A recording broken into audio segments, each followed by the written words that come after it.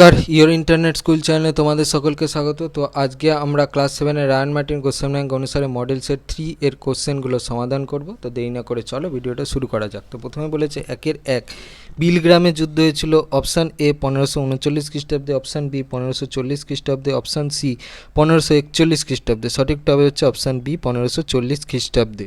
তারপর 1-2 শের শাহ কৃষককে option A পাট্টা, অপশান বি কবুলিয়ত, অপশান সি দাগ দিতেন। সঠিকটা হবে হচ্ছে অপশান এ পাট্টা। তারপর 1-3 রাজপুতদের গুরুত্বপূর্ণ দুর্গ ছিল। Option A Lal Qila, option B Chittor দুর্গ, অপশান সি বাঁশের কেল্লা। সঠিকটা হবে হচ্ছে অপশান বি চিতোর দুর্গ। তারপর 1-4 মোগলরা নিজেদের অপশান এ তৈমুরীয়, option B Hindu, option C সাফাবি ভাবত। সঠিকটা হবে হচ্ছে অপশান এ তৈমুরীয় ভাবত। তারপর 1-5 বাদশাহ বা পাদশাহ শব্দটি হলো অপশান এ তুর্কি, অপশান বি ফার্সি, অপশান সি সংস্কৃত। সঠিকটা হবে হচ্ছে অপশান বি ফার্সি। তারপর 2-1 ইবন বতুতা কোন দেশের অধিবাসী ছিলেন? উত্তরটা হবে হচ্ছে মরক্কো। তারপর 2-2 বলেছে সিজদা শব্দের অর্থ কী? শব্দের অর্থ হচ্ছে সুলতানকে সাষ্টাঙ্গ প্রণাম করা। পর 2-3 পাইবস বলতে কি বোঝায়? পাইবস বলতে বোঝায় হচ্ছে সুলতানের পদযুগল চুম্বন করা। 2-4 বাহমনি রাজ্যের রাজধানী কোথায় ছিল? উত্তরটা হচ্ছে গুলবর্গা। গয়হস্য ল ব গয়রেপ আকার। 2-5 দিল্লির কোন সুলতানকে পাগলা রাজা বলা হতো? উত্তরটা হচ্ছে মোহাম্মদ বিন তুগলক। তারপর 2-6 সৈয়দ বংশের প্রতিষ্ঠাতা কে ছিলেন? উত্তরটা হচ্ছে খিজির খান। তারপর হচ্ছে 2-7 নিকোলা কোন্টি কোন দেশের পর্যটক ছিলেন? উত্তরটা হচ্ছে ইটালির। তারপর হচ্ছে 2-8 আকবরনামা কার লেখা? উত্তরটা হচ্ছে আবুল ফজল। তারপর হচ্ছে 2-9 কোন সুলতান রেশন ব্যবস্থা প্রবর্তন করেন? উত্তরটা হচ্ছে আলাউদ্দিন খলজি। তারপরে হচ্ছে 2-10 মনসবদারি প্রথা কে প্রবর্তন করেন? উত্তরটা হচ্ছে আকবর। 3-1 বলেছে উলাক কি? উলাক সুলতানি আমলে ভারতে চিঠিপত্র পাঠানোর দুটি মাধ্যম ছিল। প্রথমটি ছিল ঘোড়ার ডাকের ব্যবস্থা। প্রতি 4 মাইল ছাড়া ঘোড়ার ডাক ব্যবস্থার নাম ছিল উলাক। 2-2 দাগ ও হুলিয়া ব্যবস্থা কে কেন চালু করেছিলেন? জায়গিরদারদের দুর্নীতি বন্ধ করার জন্য আলাউদ্দিন খলজি দাগ ও হুলিয়া ব্যবস্থার দ্বারা অশ্ব ও সৈন্য চিহ্নিতকরণ এবং তার বিবরণ নথিভুক্ত করার ব্যবস্থা করেন। এক্ষেত্রে সৈন্যদের নামধাম, বয়স, উচ্চতা ইত্যাদি নথিভুক্ত হতো। 3-3 রাজিয়ার সিংহাসনে বসার পেছনে কাদের সমর্থন ছিল? রাজিয়ার সিংহাসনে বসার পিছনে সমর্থক ছিলেন সেনাবাহিনী, অভিজাতদের একাংশ ও দিল্লির সাধারণ মানুষ। 3-4 দিল্লির কোন অঞ্চলকে চাঁদনি চক বলা হয়? কেল্লা থেকে জাহান আর বেগমের চক পর্যন্ত বিস্তৃত বাজারের উত্তর দিকের একটি সরাইখানা ও বাগান এবং দক্ষিণের একটি স্নানাগার তৈরি করে দিয়েছিলেন শাহজাহানের কন্যা জাহান আরা। জনশ্রুতি হলো চাঁদনি রাতে জলে চাঁদের আলো পড়ে চিকচিক করতে বলে ওই জায়গার নাম হয়েছে চাঁদনি চক। 3-5 সুলতানি কোন কোন মুদ্রার প্রচলন ছিল? উত্তরটা হবে রূপো ও তামার মুদ্রা। তারপর 4-1 বলেছে টিকা লেখো তুরস্কর দণ্ড।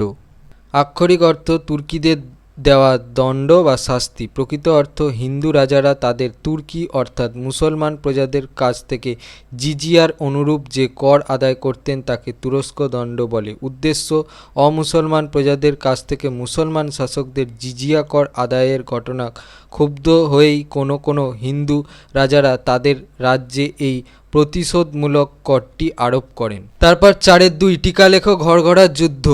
পটভূমি ইব্রাহিম লোদির ভাই মাহমুদ লোদির নেতৃত্বে পূর্ব ভারতে আফগান নেতারা সংঘবদ্ধ হন। যুদ্ধ মাহমুদ লোদির সম্মিলিত বাহিনীর সঙ্গে 1529 খ্রিস্টাব্দে পাটনার উত্তরে গঙ্গা ও গড়গড়া বা গোগরা নদীর সঙ্গমস্থলে বাবরের নেতৃত্বে মোগল বাহিনীর যুদ্ধ শুরু হয়। এই যুদ্ধ গড়গড়ার বা গোগরার যুদ্ধ নামে পরিচিত। ফলাফল এই যুদ্ধে আফগানরা পরাজিত হয়ে বশ্যতা স্বীকার করে। ভারতবর্ষে মোগল আধিপত্য সুদৃঢ় হয়। তারপর 4-3 টিকা লেখো বণিক। মারওয়ানি নায়ক বঞ্জারারা শস্য পরিবহন করে নিয়ে আসতো। শাহ বা মুলতানিরা দূরপাল্লার বাণিজ্যে দক্ষ ছিল। এরা সুদের কারবারও করত। মুলতানিরা বেশিরভাগই ছিল হিন্দু, তবে মুসলমান বণিকদের কথাও জানা যায়। বড় বড় বণিক গোষ্ঠী ছাড়াও অনেক ছোট ফেরিওয়ালা ছিল। এমনকি সুফি সাধকদের মধ্যেও কেউ কেউ ছোটোখাটো ব্যবসা করতেন। 4-4 ইলতুৎমিশের সামনে প্রধান 3টি সমস্যা কী ছিল? 1211 খ্রিস্টাব্দে কুতুবউদ্দিন আইবকের জামাই ইলতুৎমিশ এক জটিল পরিস্থিতিতে সুলতান হন। এই সময় তার সামনে যে তিনটি সমস্যা ছিল সেগুলি হলো: 1. সাম্রাজ্যের মধ্যে তুর্কি অভিজাতদের বিদ্রোহ। 2. মধ্য এশিয়ার দুর্ধর্ষ মঙ্গল নেতা চেঙ্গিস খানের ভারত আক্রমণের সম্ভাবনা। 3. সিন্ধু দেশের শাসনকর্তা নাসিরউদ্দিন কুবাচার বিদ্রোহ। 5. বারো ভূঁইয়া কাদের বলা হতো এবং তারা কার বিরুদ্ধে বিদ্রোহ করেছিল? এর আমলে বাংলার বিদ্রোহী জমিদারদের একসঙ্গে বারো ভূঁইয়া বলা হতো। বারো ভূঁইয়া বলা হলেও প্রকৃতপক্ষে এদের সংখ্যা ছিল 12-র অনেক বেশি। এদের মধ্যে কয়েকজন ছিলেন ঈসা খাঁ ও তার পুত্র মুসা খাঁ সোনারগাঁও, কেদার রায় শ্রীপুর, এগুলো হচ্ছে জায়গার নাম, ঠিক আছে? মানে শ্রীপুর জায়গার একজন বারো ভূঁইয়া হচ্ছে কেদার রায়, সোনারগাঁও জায়গার একজন বারো ভূঁইয়া হচ্ছে মুসা খাঁ। এইভাবে প্রতাপাদিত্য যশোর খুলনা, উসমান খাঁ শ্রীহট্ট, মজলিস কুতব ফরিদপুর, রামচন্দ্র বাখরগঞ্জ জেলার বাফলা, অনন্ত মাণিক্য নোয়াখালী প্রমুখ। এরা হচ্ছে মুঘলদের বিরুদ্ধে বিদ্রোহ করেছিল। 5-1 পানিপথের প্রথম যুদ্ধ কত খ্রিস্টাব্দে ও কাদের মধ্যে হয়েছিল? এই যুদ্ধে বাবরের জয়লাভের কারণ কি? পটভূমি ধনসম্পদের প্রলোভন। ভারতবর্ষে বিপুল ধনসম্পদ বাবরকে এদেশে আক্রমণে উৎসাহিত করে। দৌলত খাঁ লোদির প্ররোচনা। ইব্রাহিম লোদির ব্যবহারে অসন্তুষ্ট পাঞ্জাবের শাসনকর্তা দৌলত খাঁ কি ভারতবর্ষ আক্রমণের জন্য বাবরকে প্ররোচিত করেন? রাজনৈতিক অস্থিরতা। ভারতবর্ষের শাসন ক্ষমতা দখলের জন্য বিভিন্ন গোষ্ঠীর দ্বন্দ্ব বাবরকে ভারতবর্ষ আক্রমণের সুযোগ করে দেয়। যুদ্ধ 1526 খ্রিস্টাব্দে 21 এপ্রিল বাবর ও ইব্রাহিম লোদির মধ্যে পানিপথের প্রথম যুদ্ধ সংঘটিত হয়। এর জয়লাভের কারণ: দক্ষতা। বাবর যুদ্ধে পটু ছিলেন। রুমি কৌশল প্রয়োগ। বাবর তুর্কিদের কাছ থেকে শেখা অভিনব রুমি কৌশল অবলম্বন করেছিলেন। 3. শক্তিশালী বাহিনী। ইব্রাহিম লোদির তুলনায় সংখ্যায় কম হলেও মোগলদের ঘোড়সওয়ার ও তীরন্দাজ বাহিনী ছিল খুব শক্তিশালী। তাছাড়া তাদের গোলন্দাজ বাহিনীও ছিল। গুরুত্ব: মোগল সাম্রাজ্যের প্রতিষ্ঠা। প্রথম পানিপথের যুদ্ধে জয়লাভের ফলে ভারতবর্ষে মোগল সাম্রাজ্য প্রতিষ্ঠিত হয়।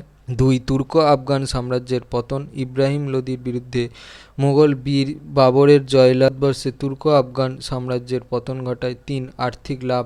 বাবরের হাতে বিপুল ধন সম্পদ আসায় তিনি আর্থিক দিক দিয়ে শক্তিশালী হয়ে ওঠেন। 5-2 আকবরের নবরত্ন সভা ও রাজা বীরবল সম্বন্ধে আলোচনা করো। আকবরের দরবারে বহু বিশিষ্ট মানুষদের মধ্যে 9 জনকে একত্রে বলা হতো নবরত্ন। এদের মধ্যে একজন ছিলেন রাজা বীরবল। বীরবলের বুদ্ধির অনেক গল্পই হয়তো তোমরা পড়েছ।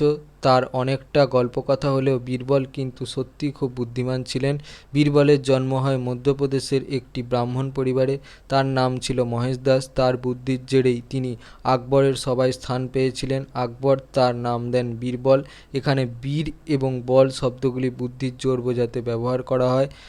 তাকে রাজা উপাধিও দেওয়া হয়। আকবরের সময় তিনি ওয়াজির-ই-আজম বা প্রধানমন্ত্রী হন। যদি ভিডিওটা ভালো লেগে থাকে তাহলে ভিডিওটাকে অবশ্যই লাইক করে দাও এবং আমাদের চ্যানেলটাকে অবশ্যই সাবস্ক্রাইব করে দাও। এই ধরনের ভিডিও নোটিফিকেশান চটজলদি পেতে আমাদের চ্যানেলটাকে সাবস্ক্রাইব করার পাশাপাশি পাশে থাকা বেল আইকনে গিয়ে অবশ্যই ক্লিক করে দাও, যাতে করে ভিডিও আপলোড হওয়ার সাথে সাথে তোমরা তার নোটিফিকেশান পেয়ে যাও। আর দেখবে ভিডিও ডিসক্রিপশানে আমাদের টেলিগ্রাম এবং হোয়াটসঅ্যাপ গ্রুপের লিঙ্ক দেওয়া আছে, সেখানে তোমরা চটজলদি জয়েন হয়ে যাও এই সমস্ত কোশ্চেন অ্যান্সার সলভেশনের পিডিএফ এবং অন্যান্য সাজেশনের পিডিএফগুলো কালেকশন করার জন্য। তো আজকের মতো ভিডিওটা এই পর্যন্তই। দেখা হচ্ছে পরবর্তী ভিডিওতে।